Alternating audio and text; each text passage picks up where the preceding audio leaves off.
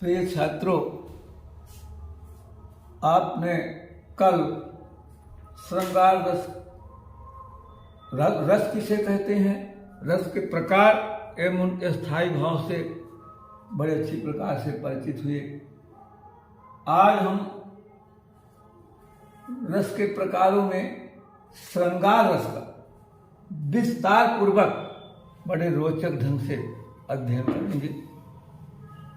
आपको मैं सर्वप्रथम श्रृंगार रस की परिभाषा के साथ साथ छात्रों गौर करें, आप सभी रसों की परिभाषा एक ही रस के समान किस प्रकार लिखी जाती है उसकी आपको ट्रिक बताऊंगा, ताकि आपको एक रस की परिभाषा याद करना पड़े, शेष सभी रसों की उसी रस के अनुसार आप बना सकेंगे।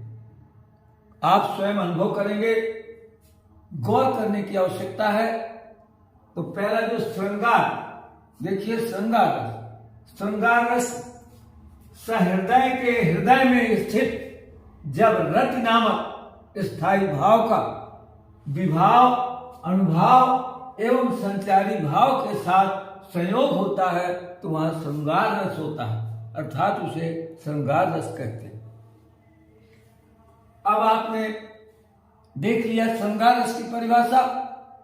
अब आपको सिर्फ इसी संदर्भ में बताना चाहूंगा कि किसी भी रस की परिभाषा दोबारा आपको ना बताना पड़े। जैसे कि हास्य रस, और हास्य रस का जो स्थायी भाव है हंसी, तो हृदय के हृदय में स्थित जब हंसी नामक स्थायी भाव विभाव, अनुभाव एवं संचारी भाव के साथ संयोग होता है तो वहां हास्य रस होता है, अर्थात उसे हास्य रस कहते हैं। ये आप समझ गए होंगे कि केवल हमें स्थायी भाव का नाम बदलना, जिस रस की परिभाषा हमें बताना है उस रस का केवल स्थायी भाव बदलना है स्थायी भाव की जगह, और वही प्रस्ताव पर उसी रस की परिभाषा हो जाएगी। अगर आपको नहीं आया हो समझ में तो एक और छोटा तीसरा, जैसे करुण रस की परिभाषा। अब आप जानते हैं कि करुण रस का स्थायी भाव शोक, तो पुनः हृदय के हृदय में स्थित जब शोक नामक स्थायी भाव का विभाव, अनुभाव एवं संचारी भाव के साथ संयोग होता है तो वहां करुण रस होता है, अर्थात उसे करुण रस कहते हैं। अब आप ये समझ जाएंगे कि हर रस की आपको परिभाषा साफ। इसके बाद हम श्रृंगार रस की परिभाषा से परिचित हो गए, सभी रसों की परिभाषा से हो गए। अब श्रृंगार रस के प्रकार, तो श्रृंगार रस छात्रों दो प्रकार का होता है। उसके दो प्रकार होते हैं, पहला संयोग श्रृंगार, दूसरा वियोग श्रृंगार। दोनों प्रकार में पहला जो संयोग श्रृंगार है हमें उसको परिभाषित करना होगा, उसको जानना होगा। ये मैं आपको बता दूं कि संयोग श्रृंगार से तात्पर्य मिलने से, मिलन से है, अर्थात उसको परिभाषित करेंगे नायक और नायिका से। जब किसी नायक का नायिका के साथ मिलन होता है, जब किसी नायक का नायिका के साथ मिलन होता है वहां संयोग श्रृंगार होता है। इसी जब आपको मालूम हो गया संयोग श्रृंगार क्या होता है, अब उसकी संयोग श्रृंगार की का उदाहरण मालूम होना चाहिए कि संयोग श्रृंगार को मिलने वाला कैसे मिलन का उदाहरण हो, जहां कोई मिले नायक नायिका से जब मिलते हैं तो मिलन हो, वहां संयोग श्रृंगार। जैसे उदाहरण में आप क्लियर समझ जाएंगे। राम को रूप निहारत जानकी कंगन के नग की परछाई, याते सबय सुधि भूल गई कर टेक रही पलटारत नाई। अब आप समझ गए। देखिए भगवान राम नायक है, नायिका सीता जी है।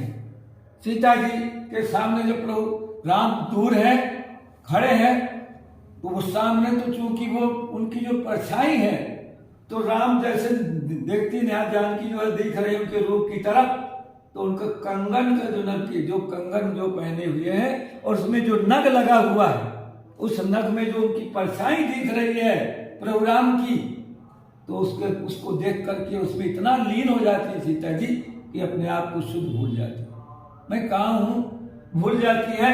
तो कर टेक रहे, पर कर तो हाथ तो टेक रहे लेकिन पलक के नहीं छोड़ रही, पलक अपलक दृष्टि से देखे जा रहे हैं, जिसको बोलते हैं टकटकी लगाकर देखना, ऐसे देख रहे हैं। कितना अच्छा उदाहरण। अगर आपको और भी इसी प्रकार एक उदाहरण के लिए एक और दूसरा उदाहरण ताकि आपको भली बात समझ में आ जाए।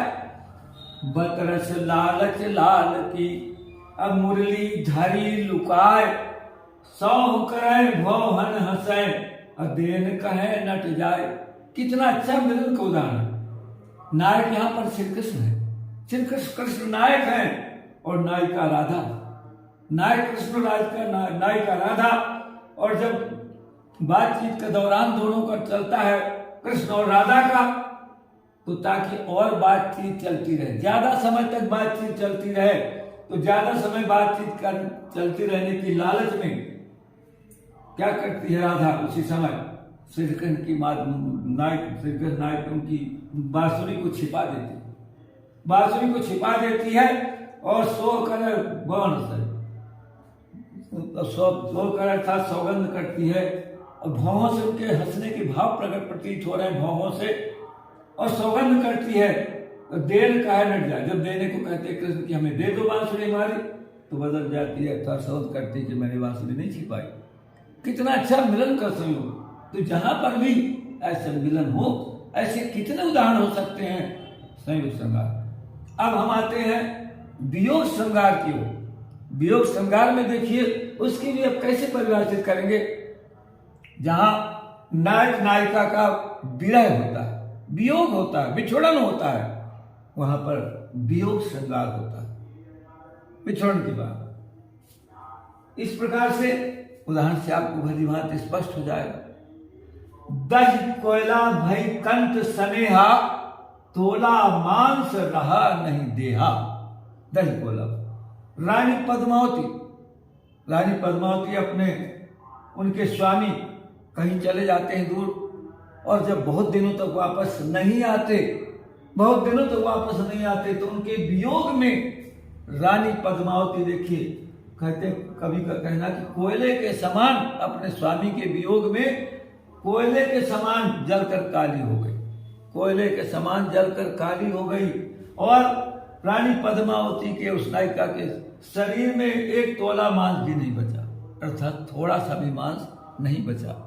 इतना वियोग में व्यथित हो गए। वियोग का कितना अच्छा उदाहरण।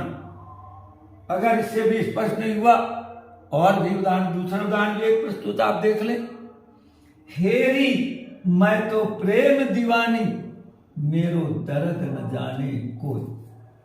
यहां जो है नायक कृष्ण और नायिका मीराबाई, जिन्होंने अपने को नायक, उनको स्वयं स्वामी मान लिया, नायक कृष्ण को।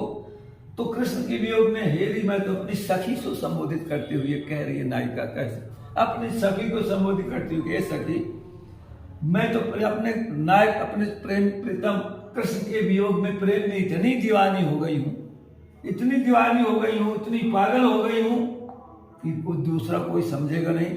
इस मेरे दर्द को दूसरा कोई नहीं जान सकता, उसको केवल मैं ही समझती हूँ, क्योंकि जिसको जो कष्ट जिस चीज में होता है कष्ट वही समझता है। इस प्रकार से वियोग बिछड़न का होगा। इसी प्रकार चाहे वो संयोग का हो चाहे वियोग का हो, हर किसी के उदाहरण, कितने उदाहरण ऐसे, कितने सारे, चाहे आप जितने उदाहरण बना सकते हैं, दे सकते हैं। केवल हमें देखना है। केवल मिलन का है तो संयोग पहचान के लिए आता है। परीक्षा में ज्यादातर यही पूछा जाएगा, तो परिभाषा या तो भाई संयोग श्रृंगार के उदाहरण, कौन सा उदाहरण लिखने को तो लिख दो। अगर आ गया पहचानने को ज्यादा था कि इसमें कौन सा संयोग, कौन सा रस है, संयोग तो संयोग है, वियोग तो तुरंत आप पहचान समझ जाएंगे। अगर मिलन का है तो संयोग है, और अगर देख लिया कि बिछड़न का है तो वियोग श्रृंगार है। तो चाहे आप परिभाषा भी कर सकते हैं और पहचान उदाहरण दे सकते हैं, और अगर उदाहरण दिया हुआ है उसको जानना है तो दे सकते हैं। बस इन्हीं शब्दों के साथ आज के जो चैप्टर है